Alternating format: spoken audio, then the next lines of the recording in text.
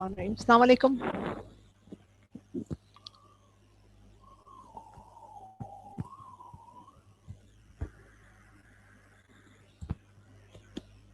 हाँ भाई, कैसे हैं आप लोग?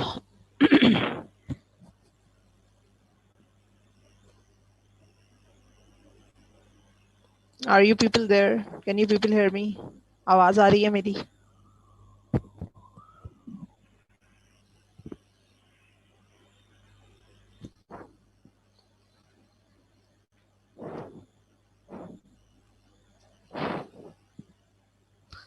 ओके, चलो सही।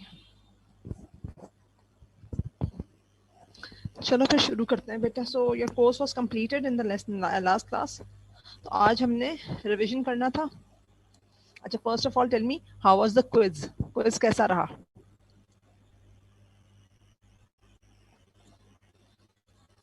क्विज कैसा था बच्चों? सही था ना? चलो सही। So let's start. पिछले वाले छोटे टॉपिक्स से वो तो हमने ऐसे ही बस देख लिए थे। असल में जो है वो हमने देखना है कॉलिनर्जिक और एड्रिनर्जिक ड्रग्स को। So let's start.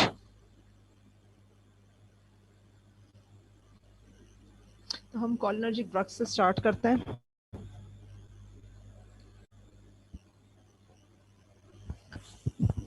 भाई, कॉलिनर्जिक ड्रग्स, एड्रिनर्जिक ड्रग्स के लिए हमने शुरू किया था नर्वस सिस्टम से। सही है। As you all know, overall the nervous system can be central nervous system और पेरिफेरल। पेरिफेरल में वॉलेंट्री, इनवॉलेंट्री आता है, और जो इकोनॉमिक इनवॉलेंट्री है वो सिंपैथेटिक और पैरासिम्पैथेटिक होता है। अब जो पैरासिम्पैथेटिक पे एक्ट करती हैं ड्रग्स, ठीक है, वो पैरासिम्पैथोमाइमेटिक होती हैं। जो उसके एक्शंस को किसी भी तरीके से ब्लॉक कर रही हैं वो पैरासिम्पैथोलाइटिक होती है। इसी तरह सिंपैथेटिक पे जो एक्ट कर रही है वो सिंपैथोमाइमेटिक होती हैं, और जो सिंपैथेटिक के अगेंस्ट जा रही होती हैं वो सिंपैथोलाइटिक होती हैं। ठीक है। उसके बाद हम आ गए थे एसिटाइल कोलिन पर। एसिटाइल कोलिन क्या है? एसिटाइल कोलिन एक न्यूरोट्रांसमीटर है। फिर आ जाता है कि भाई न्यूरोट्रांसमीटर्स है। न्यूरोट्रांसमीटर बेसिकली क्या होता है? न्यूरोट्रांसमीटर्स कुछ ऐसे केमिकल्स होते हैं जो कि नर्वस सिस्टम को, न्यूरॉन को मैसेजेस देते हैं जो कि मसल्स तक लेके जाते हैं। ठीक है। उसके बाद हमने कॉलिनर्जिक रिसेप्टर्स की बात की थी। कॉलिनर्जिक रिसेप्टर्स दो तरह के हैं, एक निकोटिनिक रिसेप्टर्स हैं और एक मस्करेनिक रिसेप्टर्स हैं। इन रिसेप्टर्स पे जो एक्ट कर रहा है neurotransmitter, that is acetyl choline. ठीक है। उसके बाद हमने स्टार्ट किया था, जरा सा निकोटिनिक और मस्करेनिक रिसेप्टर्स को देखा था हमने। सब डिवीजन, सब टाइप्स जो है निकोटिनिक और मस्करेनिक रिसेप्टर्स की। निकोटिनिक जो है वो दो टाइप्स के हैं, N1 M2 या फिर NN NM, दो नाम, मुख्तलिफ नाम दिए जाते हैं इसको। और muscarinic receptors are of 5 different types, M1 से लेकर M5 तक। ठीक है। उसके बाद हमने निकोटिनिक और मस्करेनिक रिसेप्टर्स को कंपेयर किया था। उससे पहले ज़रा सी इसकी वर्किंग फंक्शंस देख लेते हैं कि ये कहाँ लोकेटेड होते हैं और इनका काम क्या होता है। अच्छा जी, मस्करेनिक रिसेप्टर्स के लिए मैंने बताया था कि they are of 5 types, M1 से लेकर M5 तक होते हैं। M1 is also known as neural muscarinic receptor, M2 को कार्डियक कहते हैं, M3 को ग्लैंडुलर कहते हैं। ठीक है। और उसके बाद आ जाते हैं N4 और N5। फिर मैंने बताया था N2 और सॉरी M2 और M4 जो है they can inhibit acetyl choline, इनकी प्रॉपर्टीज होती हैं। जो इनके नाम दिए गए हैं जाहिर है वो एक्ट उसी जगह पे करते हैं। फॉर एग्जांपल M1 अगर न्यूरल है तो कहाँ पर करेगा? ब्रेन में। कार्डियक है M2 तो वो कार्डियक फंक्शंस हैं। ग्लैंडुलर M3 है तो मुख्तलिफ ग्लैंड्स में लोकेटेड है। ठीक है।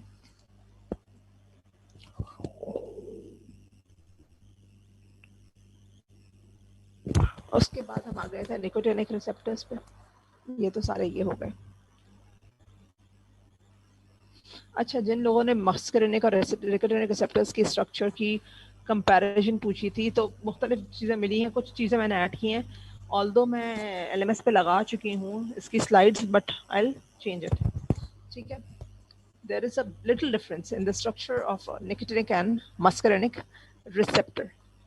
और वो कहाँ पर आता है वो मैंने बताया था कि ए साइक्लॉक्सी का जो है इसकी बाइंडिंग साइट थोड़ी सी डिफरेंट है. बहरहाल अब आ जाते हैं हम दोबारा. मस्करिनिक तो हो गया, फिर क्या रह गया? निकोटिनिक हो गया. निकोटिनिक के बारे में मैंने क्या बताया था? कहाँ चला गया निकोटिनिक? N1 जो है न्यूरोमस्कुलर जंक्शन में और बाकी जो है ऑटोनॉमिक गैंग्लिया में. ये हो गई. हाँ, उसके बाद मैंने कहा था हमने कंपेयर किए थे, comparison of nicotinic and muscarinic receptors. Nicotinic muscarinic receptors का हमने कंपेयर किया था. तो क्या बताया था कि निकोटिनिक रिसेप्टर्स जो हैं वो बेसिकली चैनल प्रोटीन्स हैं जो कि एसिटाइल कोलिन से बाइंड होने के बाद खुलते हैं.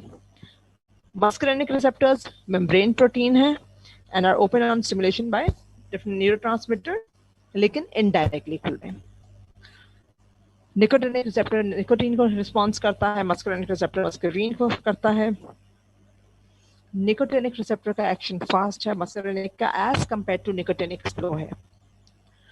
निकोटिनिक आइनोट्रोपिक लिगेंड गेटेड है, जबकि muscarinic G protein couple receptors हैं. और क्या डिफरेंस एक बताया था शायद मैंने, एक और भी बताया था. हाँ, nicotinic receptor they are more prevalent at neurons. कौन से न्यूरॉन? जो स्पाइनल कॉर्ड पे हैं और न्यूरोमस्कुलर जंक्शन में. और जो मस्कुलिनिक हैं they are predominant at higher levels of CNS. ये बेहाल में सी कंपैरिजन हो गई थी. बाकी एक और वो है कि इसके सब डिविजन्स को भी डालना चाहो तो वो भी इसकी डिफरेंसेस या कंपैरिजन में डाला जा सकता है. उसके बाद हमने ये तो उसके स्ट्रक्चर्स मैंने बताए थे. हाँ, synthesis, storage and release of acetyl choline को डिस्कस किया था हमने. ये इसकी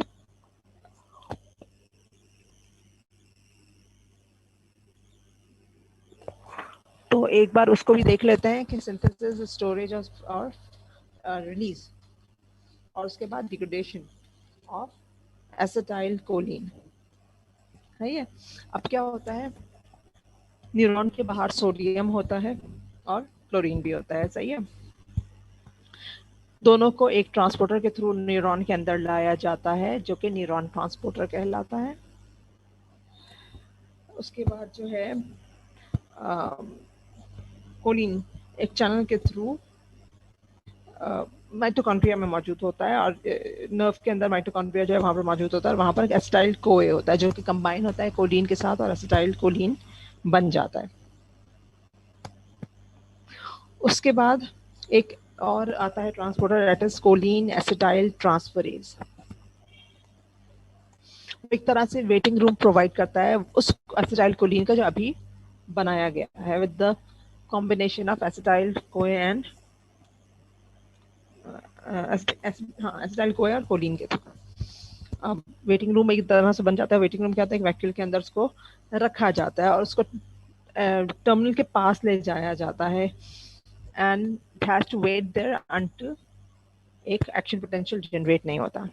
ये स्टोर हो रहा है यहाँ पर.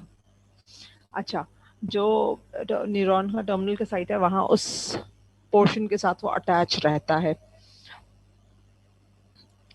एक एंजाइम है VAT. सही है. अब ये क्या होता है, इस एंजाइम इसको क्या नाम है, जो एसिटाइल कोलिन बना है इसको इस वेसिकल के अंदर रखा जाता है और ये दो मुख्तलिफ मेम्ब्रेन प्रोटीन्स हैं. एक जो उसके अंदर रखता है वैक्यूल के अंदर, दूसरा वो है जो इसको मेम्ब्रेन जो इसकी टर्मिनल के करीब की मेम्ब्रेन है उसके साथ जोड़े रखता है. एक्शन पोटेंशियल सॉरी जनरेट होता है और वो वहाँ से उसका रिलीज हो जाता है. एक बार ये रिलीज हो जाता है उसके बाद जैसे ही बाहर आता है अपना काम करने के बाद उसकी डिग्रेडेशन स्टार्ट हो जाती है और उसके लिए एक एंजाइम है एसिटाइल कोलिन ईस्टरेज. ठीक है. ये एसिटाइल कोलिन को डिग्रेड करता है एसिटेट और कोलिन में और ये ओवरऑल इसकी सिंथेसिस, स्टोरेज और रिलीज हो गई. ठीक है. उसके बाद हमने SAR किया था एसिटाइल कोलिन का. अच्छा, ये जो मैं बता रही हूँ इसमें कहीं कोई बात रह जाए या कुछ समझ में ना आए तो मुझे बता देना. बेटा, आर यू पीपल लिसनिंग?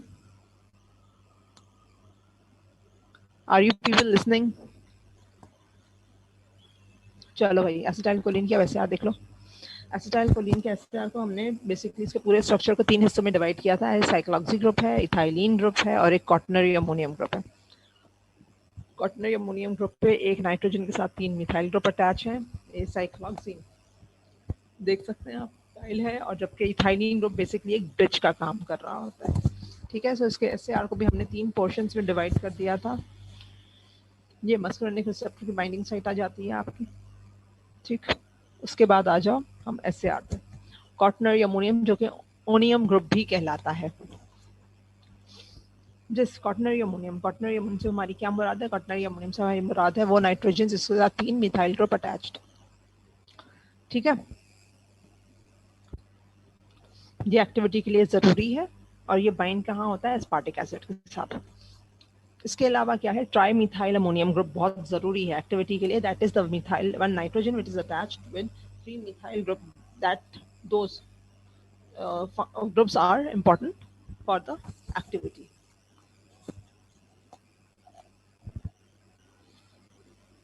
अब मिथाइल की जगह कुछ और अगर आप लगा देंगे तो एक्टिविटी डिक्रीज हो जाएगी। मिथाइल की जगह फॉस्फोनियम, सल्फोनियम, आर्सेनोनियम वगैरह लगाएंगे तो उसकी क्योंकि साइज बढ़ जाएगा, एक्टिविटी रिड्यूस हो जाएगी।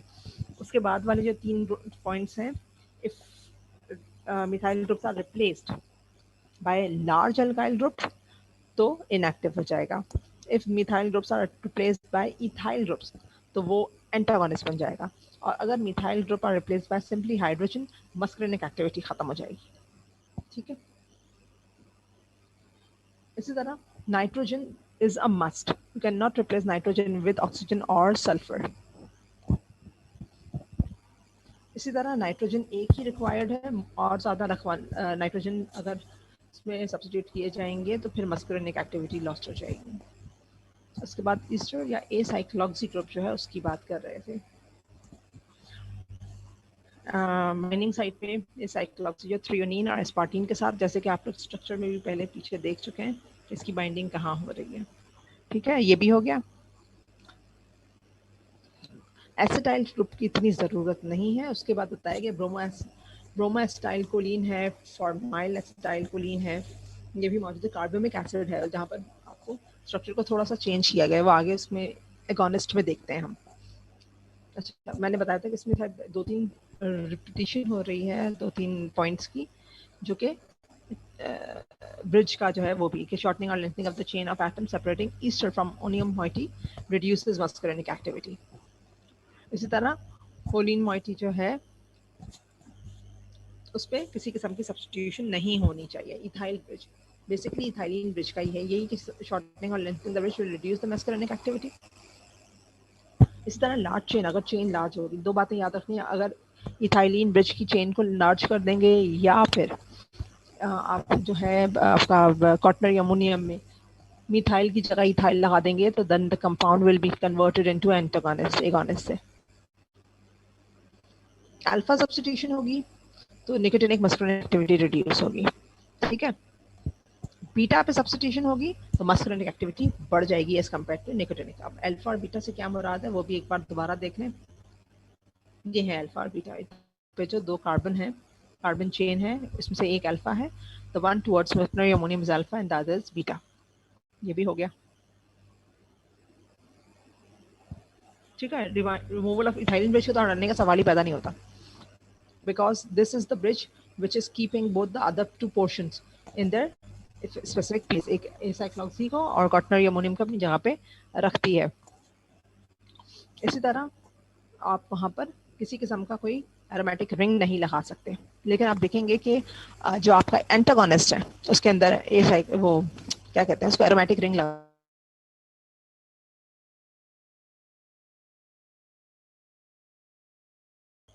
अच्छा भाई, नेट का थोड़ा सा इशू था बेटा। खैर, हम एगोनिस्ट पढ़ रहे हैं, ऑक्सोट्रिमोरिन है, एरिक्लोनिन है, इसको तो खैर रहने दो। असल में जो आते हैं एगोनिस्ट उस पर आ जाओ। सबसे पहले तो एसिटाइल कोलिन है। ठीक है, अब जितने भी एगोनिस्ट बनाए थे वो एसिटाइल कोलिन से स्ट्रक्चर रिजेंबल कर रहा था। बाकी जो मटेरियल इसमें दिया वो you have to study by yourself of course. मैं सिर्फ वो बातें बता रही हूँ जो अहम है यहाँ पर, यानी कि एगोनिस्ट के लिए क्या क्या जरूरत, कहाँ चला गया ये एगोनिस्ट है। एसिटाइल कोलिन तो पता ही है। अब आ जाओ मेथाकोलिन क्लोराइड। मेथाक्लीन क्लोराइड और उसके बाद कार्बोमोकोल। उसमें क्या किया गया है, इसमें ये किया गया है कि आपके बीटा, जो ब्रिज का बीटा है, इसके ऊपर एक मिथाइल ग्रुप लगाया। जैसे आपको बताया था कि बीटा पे लगाने से मस्कुलिनिक एक्टिविटी बढ़ जाती है, ठीक है। So this one is more selective on मस्कुलिनिक receptors, क्योंकि बीटा पोजीशन पे अगर आप कोई सब्स्टिट्यूशन करोगे तो it was said in the SAR कि उसकी मस्कुलिनिक एक्टिविटी बढ़ जाएगी। उसके बाद आपका जब दूसरा आया कार्बोकोल, वहाँ क्या किया, वहाँ पर जो मिथाइल ग्रुप था, ठीक है, ए साइक्लॉक्सी का, उसको हटा के अमाइन ग्रुप लगा दिया गया था। एज यू ऑल नो कि मिथाइल और अमाइन का ऑलमोस्ट साइज इक्वल होता है, तो not much changes observed when ये मिथाइल अमाइन ग्रुप लगाया गया, ठीक है। अच्छा, इसके जितने एगोनिस्ट है उसमें सबसे स्टेबल जो है वो बेथेनेकॉल है, ठीक है। बाकी पायरोकार्पिन है, सेविमिलीन है। उसके बाद आ जाता है एंटागोनिस्ट। एंटागोनिस्ट जो उसके एक्शन को, इसको ब्लॉक कर दे, इस तरह कि वो बाइंड भी कर जाए और ब्लॉक कर दे, वो अपना एक्शन प्रोड्यूस ना कर पाए। Those are known as antagonist.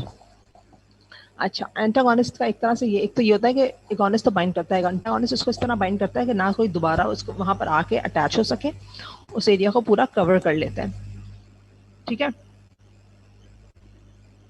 अच्छा, उसमें मैंने बताया था कि जहां पर एक क्लासेस थी डिफरेंट बताई थी, उसके अलावा सोलनेशियस पे है, तो सोलनेशियस सारे के,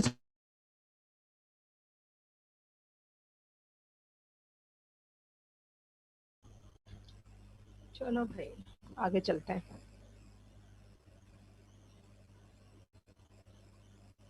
आगे आ जाओ।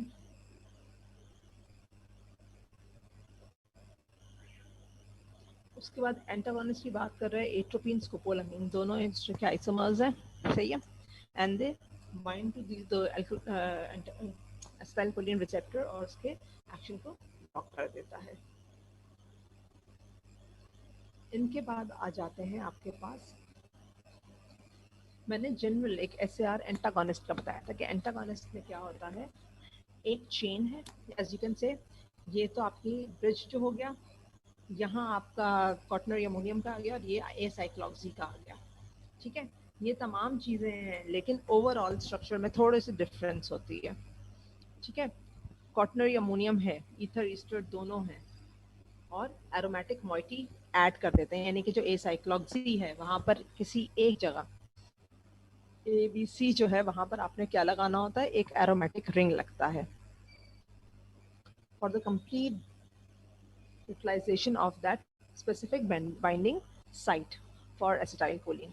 अच्छा, तो अब बेसिकली क्या होता है, इसमें कैटायनिक हेड है, हाइड्रोक्सी ग्रुप है, ईस्टर है, एरोमेटिक ग्रुप है, ठीक है।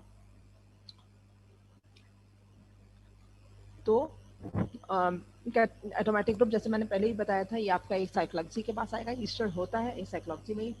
एक हाइड्रोक्सिल ग्रुप जो है, वहाँ पर आप SAR में पढ़ चुके हैं कि अगर आप अल्फा बीटा पे हाइड्रोक्सी ग्रुप लगेगा तो वो that will no longer be will be able to act as a agonist. बाकी नाइट्रोजन वगैरह लगे हुए हैं इस पे। उसके बाद हमने निकोटिनिक और मस्करिनिक रिसेप्टर एंटागोनिस्ट हैं, उनके प्रॉपर्टीज को थोड़ा सा कंपेयर किया था। मस्कुलिनिक के लिए क्या इंपॉर्टेंट है, यानी कि ये तमाम पॉइंट्स जो है उसके लिए भी इंपॉर्टेंट है, लेकिन निकोटिनिक के लिए जो चीज़ है स्पेसिफिक थी, वो मैंने निकोटिनिक में सिर्फ एक पॉइंट ही मेंशन किया है। सो टर्शरी अमाइन ज़रूरी है, या क्वाटरनरी नाइट्रोजन, वही aromatic ring is a must, जो कि आपको उसमें नहीं चाहिए होता है। एगोनिस्ट में, एंटागोनिस्ट में आपको एक एरोमेटिक रिंग चाहिए, ईस्टर ग्रुप चाहिए ही चाहिए। एल्काइल ग्रुप जो है वो मिथाइल से बड़े होने चाहिए, जबकि वहां पर मिथाइल की जगह आप मिथाइल लगाते तो वो बताया गया था कि एंटागोनिस्ट के तौर पे स्टार्ट हो जाएंगे। एल्काइल चेन बड़ी है, ठीक है। निकोटिनिक एंटागोनिस्ट के लिए बाकी तो सब सही है, लेकिन क्वाटरनरी सेंटर्स जो बताए गए हैं उनके दरमियान डिफरेंस 1.15 का रखा गया है। So what that mean? This means that there is a bit difference in the structure of the binding sites of nicotinic and muscarinic receptor, जो कि मैंने पीछे डायग्राम में बता दिया। As you can see, वो ये जरा सा ऐसा कोई नहीं है कि समझ में आए, लेकिन हमारे लिए इतना समझ में आ जाना काफी हो जाता है। The structures are not the same. अपना जो है ये दोस्त हैं निकोटिनिक और मस्करिनिक जो हैं, इनके स्ट्रक्चर सेम नहीं है, पता है कहीं बनाया तो था मैंने, कहाँ बना ये जो है तरीके what you can understand. Of course exact तो नहीं बताया है, लेकिन ये डिफरेंस काफी है कि this groove is a little bit more and this one is lesser. यहाँ पर इसके ग्रूव जरा कम है। बहरहाल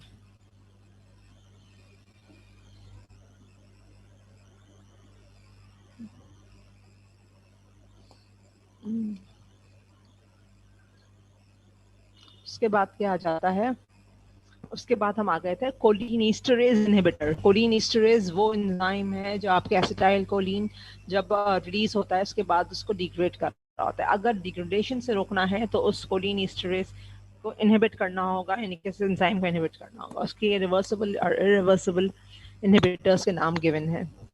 ठीक है, दो तरह के हैं, एक एसिटाइल कोलिन जो कोलिन ईस्टरेज है और एक ब्यूटाराइल कोलिन ईस्टरेज है।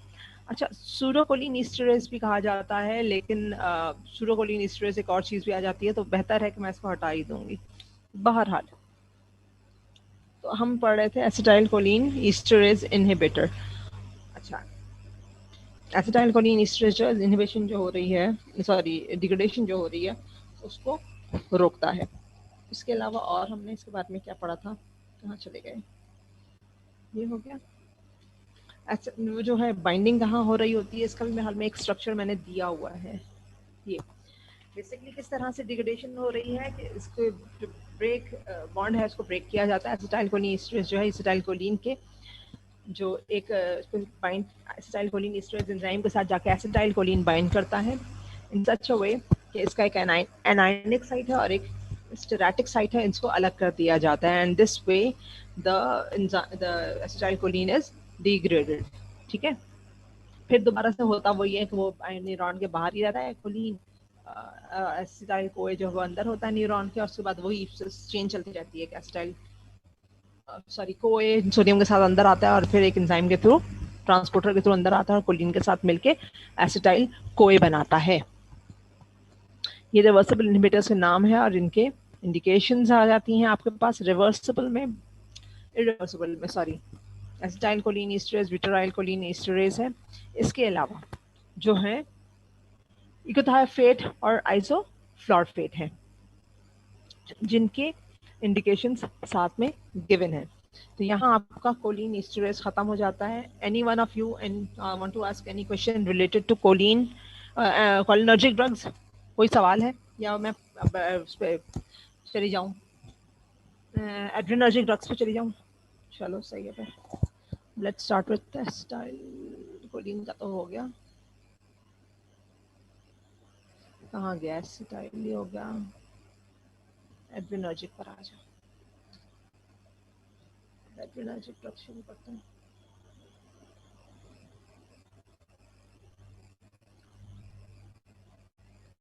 अच्छा जी, जब हमने एड्रेनर्जिक ड्रग्स की बात शुरू की थी तो जिस तरह वहां पर न्यूरोट्रांसमीटर था वो था एसिटाइल कोलिन। यहाँ जो न्यूरोट्रांसमीटर एक्ट कर रहा है that is epinephrine and nor epinephrine. जिस तरह वहां उसकी न्यूरो ट्रांसमिशन पड़ी थी, इस तरह यहाँ उसकी न्यूरो ट्रांसमिशन पढ़ते हैं। स्टार्ट होता है ये टायरोसिन से, जो कि एक अमाइनो एसिड है। ठीक है, ये ट्रांसपोर्ट होता है न्यूरॉन के अंदर टायरोसिन ट्रांसपोर्टर के थ्रू सोडियम के साथ। इसकी हाइड्रोक्सिलेशन होती है टायरोसिन हाइड्रोक्सिलेज के साथ और ये बन जाता है एल डोपा। अब एल डोपा से डोपामीन बनता है। कैसे बनता है? With the help of dopa decarboxylase. अब डोपामीन जो है वो ट्रांसपोर्ट होता है टू प्री साइनेप्टिक वेसिकल्स और वहाँ ये डोपामीन से नॉरएपिनेफ्रिन में कन्वर्ट होता है, एपिनेफ्रिन में कन्वर्ट होता है। उसके बाद क्या हो जाता है, ये तो यहाँ गिवन है सारा। अच्छा, अब यहाँ आके इसने क्या काम करना होता है? जब नॉरएपिनेफ्रिन बन गया, इसके तीन बेसिक फंक्शंस होते हैं। एक तो ये अल्फा या बीटा रिसेप्टर्स से बाइंड करेगा। ठीक है, दूसरा अल्फा 2 से रिसेप्टर से ये बाइंड करेगा प्रीसाइनेप्टिक। ये मैंने लिखा है यहाँ, अल्फा रिसेप्टर लिखा है मैंने। यही चलता रहता है, नेट कनेक्ट हो रहा है, डिस्कनेक्ट हो रहा है। एड्रेनर्जिक अच्छा भाई, तो हम पढ़ रहे थे इसके एड्रेनर्जिक रिसेप्टर्स अल्फा और बीटा होता है। अल्फा की division alpha one, alpha one A, one B, one D. Alpha two में alpha one, two A, two B and two C. इसी तरह बीटा में beta one, beta two, beta three. अब आ जाओ जरा आगे।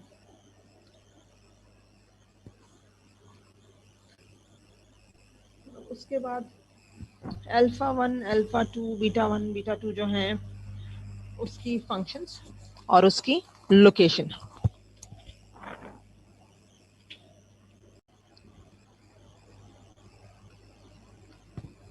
अल्फा वन और अल्फा टू की लोकेशन देखनी है अब हमने, ठीक है।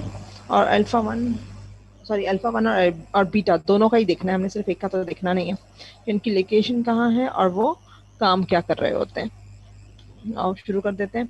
अल्फा वन जो है पोस्ट साइनेप्टिक मेम्ब्रेन, ऑर्गन्स के पोस्ट साइनेप्टिक मेम्ब्रेन पर होता है। अल्फा टू जो है प्री साइनेप्टिक नर्व एंडिंग पर होता है, ठीक है। अल्फा वन क्या करता है, जी प्रोटीन को एक्टिवेट कर रहा होता है और IP3 की जनरेशन करवाता है। IP3 क्या है, इनोसिटॉल 1,4,5 ट्राइफॉस्फेट।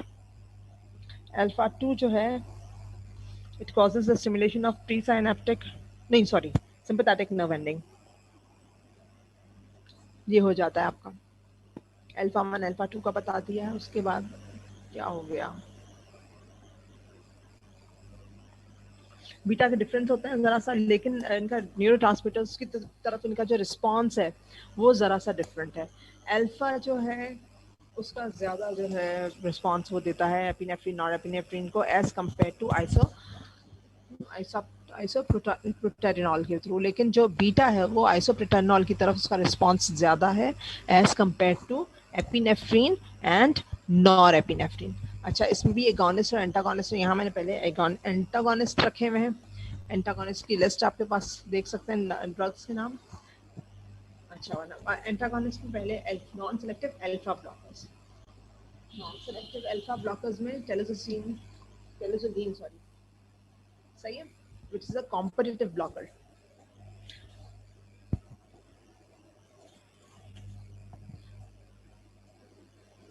इमिडाजोल से ये रिजेंबल करता है, लेकिन इसमें डिफरेंस क्या है, लिपोफिलिक सब्स्टिट्यूट का। और यही वजह है कि it makes it a better competitive inhibitor.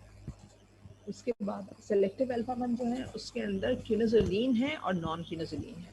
अब क्यूनाजोलिन क्या है, quinazoline is a specific structure which is found in the antagonist, adrenergic antagonist में जो होता है, सही है। This is the specific portion of quinazoline which is attached with the piperazine ring and finally the acyl moiety.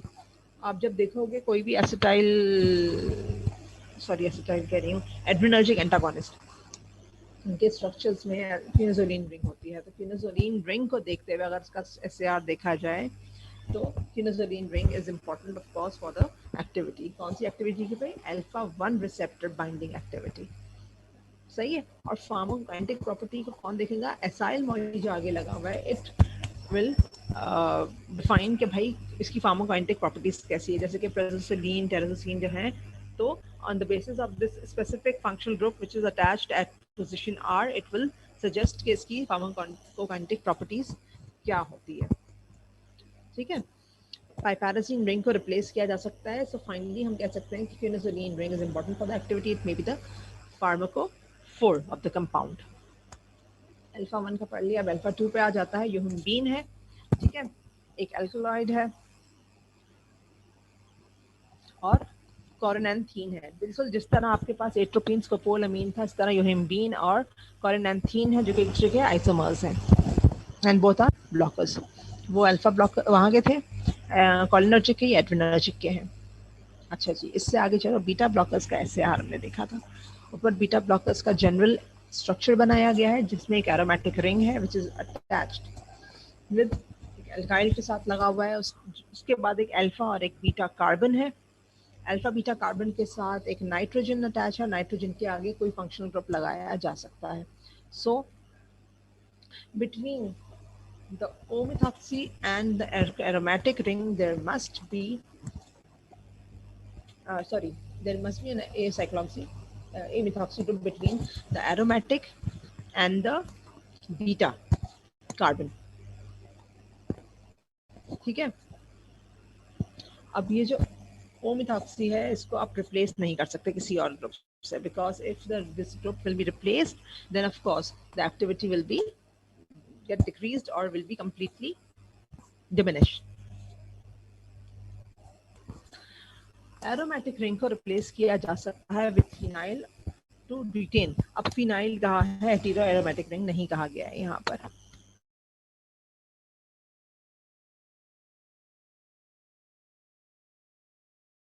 Indications आगे चलें.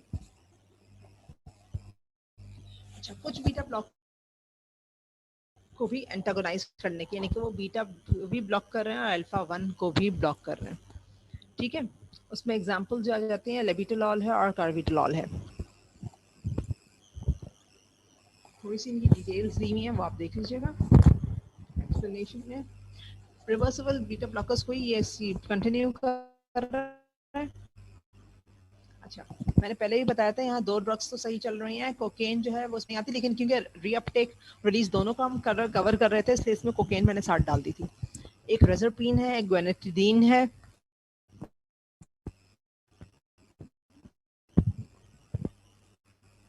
ठीक है, इट ब्लॉक्स द वेसिकल्स. ये तो रेजरपीन तो ये कर रहा होता है. ये भी जो ग्वेनेटिडीन है, it also blocks the release of norepinephrine. ठीक है, कोकेन जो है इनहिबिट नॉरएपिनेफ्रिन की अपटेक, वो उसको वापस जाने से रोक रहा है, रिलीज को रोक रहा है, और ये इसकी अपटेक को रीअपटेक को कर रहा है. तो इसमें थोड़ा सा डिफरेंस है, लेकिन क्योंकि हमने रीअपटेक और रिलीज दोनों को देख रहे थे, इसलिए इसमें तीनों ड्रग्स को डाल दिया गया था साथ में. अब आ जाते हैं एगोनिस्ट. ठीक है, तमाम के तमाम फिनाइल इथाइलामीन से डिराइव हुए हैं. अब this is the general SAR of adrenergic agonist. अब एड्रेनर्जिक एंटागोनिस्ट और एगोनिस्ट को देखो, वहां पर 2 और 3 पे कोई सब्स्टिट्यूशन नहीं था. ठीक है, यहाँ पर 3 और 4 पे सब्स्टिट्यूशन है आपके पास. यहाँ अल्फा बी का है, वहाँ ओमिथॉक्सी था, यहाँ पर ओमिथॉक्सी नहीं है. वहाँ पर जो ब्रिज था उसमें 2 कार्बन थे, यहाँ भी ब्रिज में 2 कार्बन है और उसके बाद एक नाइट्रोजन है. The same was the condition in antagonist. Alpha beta था, उसके बाद नाइट्रोजन है, एक एरोमेटिक रिंग था. डिफरेंस क्या है? There was methoxy group between aromatic ring and beta, और यहाँ पर कोई मिथॉक्सी नहीं. हाँ, नाइट्रोजन रिंग जरूरी है, फिनाइल इथाइलामीन जरूरी है. बीटा पे जो है वो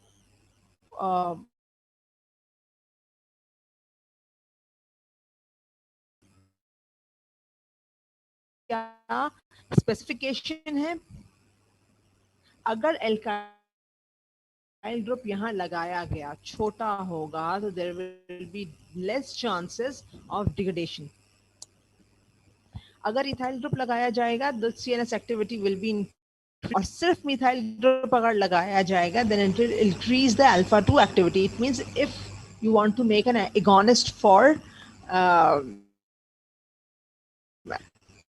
and sorry, then a methyl group can be substituted at the alpha position.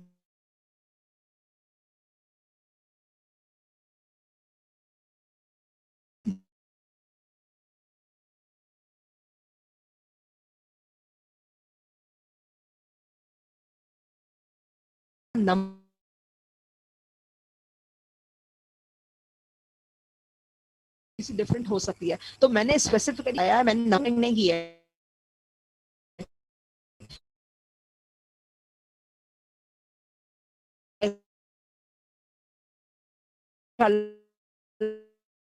नहीं होगा. R1 R2 पे लगा, ठीक है, हाइड्रोक्सी लगाया, बढ़ जाएंगे. एरोमेटिक रिंग नहीं हटाना because it will result in loss of activity. फिर वही आ जाता है, 2 कार्बन होने चाहिए बिटवीन एरोमेटिक रिंग और नाइट्रोजन के बीच में, 2 कार्बन ही होने चाहिए. Same was the case in case of antagonist. तो एगोनिस्ट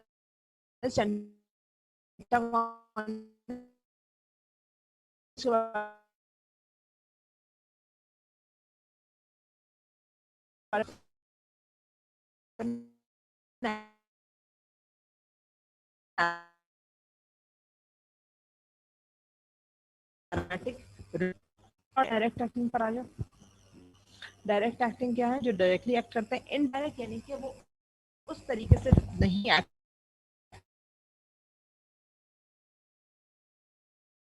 कर रहे होते जैसे कि डायरेक्ट एक्टिंग कर रहे हैं, किसी और मैकेनिज्म से एक्ट कर रहे होते हैं, लेकिन दे डू एक्टिवेट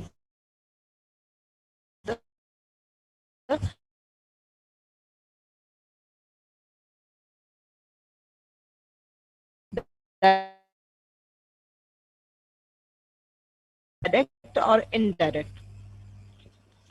जिससे डायरेक्ट उसके बाद आगे चलो भाई।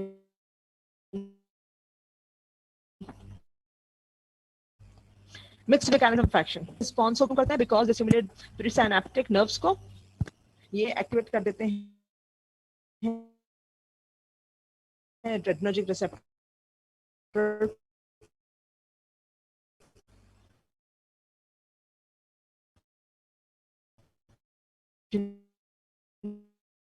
जो है इनका, उसको overall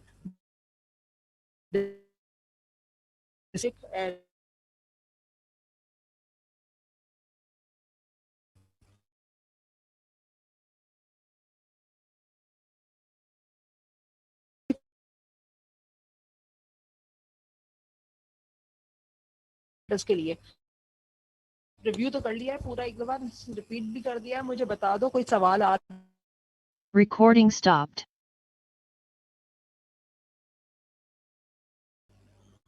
any question? Adrenergic cholinergic देख लिया, कोई सवाल है बेटा?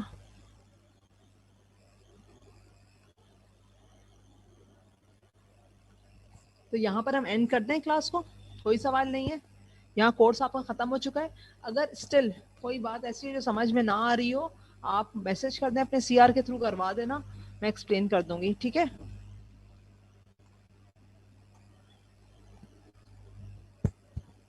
ओरल हाइपोग्लाइसेमिक मेरा नहीं था। ओरल हाइपोग्लाइसेमिक तो डॉक्टर सना ने करवा दिया मेरे ख्याल में। एक दिन उन्होंने सैटरडे को मेरी क्लास ली थी तो उन्होंने करवाया था, वो बताया था उन्होंने, हो गया है।